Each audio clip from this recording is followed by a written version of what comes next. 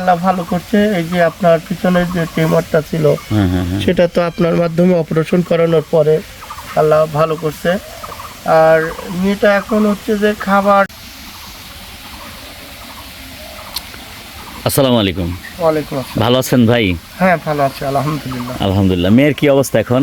মেয়ে এখন আলহামদুলিল্লাহ আল্লাহ ভালো করছে। এই যে আপনার পিছনের যে টিউমারটা ছিল সেটা তো আপনার মাধ্যমে অপারেশন করানোর পরে আল্লাহ ভালো করছে। আর মেয়েটা এখন হচ্ছে যে খাবার ঠিক আছে, দুধ কলা রুটি এগুলা খায়। মেয়ে হচ্ছে বসতে পারে না আর হচ্ছে আপনার হাঁটতে পারে না। আচ্ছা আচ্ছা হ্যাঁ, আচ্ছা। মেয়েটা থেরাপি দিতে হবে, ডাক্তারের কাছে নিতে হবে আবার পুনরায়। ডাক্তার যেতে বলছে কিন্তু আমরা আর কি এই মুহূর্তে যেতে পারি না। অর্থ সংকটের কারণে যেতে পারেন নাই। পারি না। আচ্ছা, তো গতবারে আমাদের এই যে ওই বাচ্চার এটা আপনাদের এখান থেকে ভিডিও নেওয়ার পরে উনি যুক্তরাষ্ট্রের হোম স্টেটে থাকে, ওনার নামটা আমাদেরকে নিষেধ করছিলেন। তো পরবর্তীতে এই জন্য আমরা নামটা বলি নাই। যাক আলহামদুলিল্লাহ, ওনার অর্থায়নেই এই আপনার অপারেশনটা হয়েছে। মোটামুটি কত টাকার মতো ওই সময় খরচ হয়েছে ওনার? মোটামুটি 5 লক্ষ টাকা খরচ করছে উনি। 5 লক্ষ টাকার মতো খরচ হয়েছে। যাক আলহামদুলিল্লাহ, মানবিক সেবা ফাউন্ডেশনের প্রচারের পরেই উনি এগিয়ে আসে। আমাদের এই ফাউন্ডেশন থেকে প্রচার এই 5 লক্ষ টাকা দিয়ে অপারেশনটা করে দিতে চাই। যাক আলহামদুলিল্লাহ, পরবর্তীতে অপারেশন করার পরে এখন টিউমারটা দেখি আপা, একটু টিউমারটার ওর কী অবস্থা?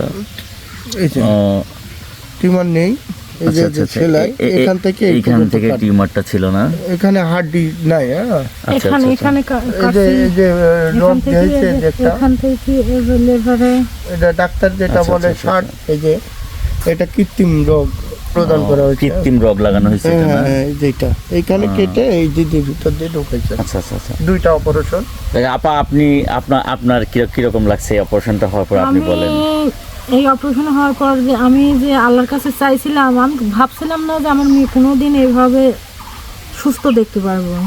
আচ্ছা যে আল্লাহর রহমতে আপনাদের দয়া আমার মেয়ে সুস্থ হয়েছে, আমি এতে যে কত খুশি আমি বলতে পারতেছি না। যাক আলহামদুলিল্লাহ, আপনাদের মুখে হাসি ফুটছে, বাচ্চাটা আবার সুস্থ হয়েছে।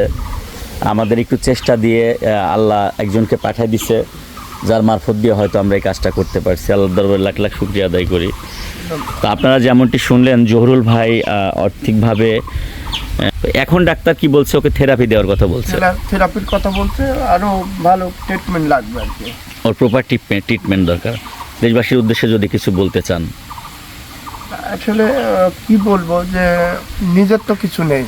আচ্ছা সে এমন একটা জায়গায় বা এমন একটা পরিবেশে থাকি যেখান থেকে আসলে চাতে লজ্জা করে, কষ্ট পাই। আসলে অনেক দিন আমরা দিঘাচ্ছে একটা নাপা কিনতে পারিনি, কাউকে বলতে পারিনি যে একটা নাপা দেন। কখনো কখনো ঘরে চাউল থাকেনি, বলতে পারিনি কাউকে। নিজের কষ্টের জায়গা থেকে নিজেরাই পরিস্থিতি তৈরি করার চেষ্টা করেছি। আল্লাহ তাআলা আসলে যে কোনো মানুষ যদি তার আমার মেয়েটার জন্য যদি কোনো সুব্যবস্থা করে রাখে আল্লাহ তাআলার তরফ থেকে, আমরা সে নিজেই তার ট্রিটমেন্ট করলে আমরা নিব। আচ্ছা আচ্ছা আচ্ছা। অর্থ আমাদের দরকার নেই, আর আমরা হাতেও চাই না।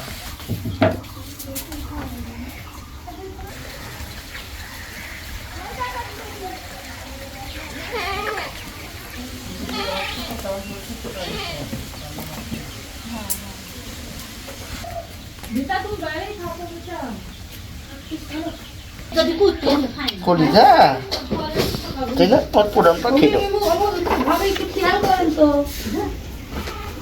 আপা আপা ঠিক আছে, একটা পাপা দাও, পাপা না ভালো। শোনো মা, শোনো মা,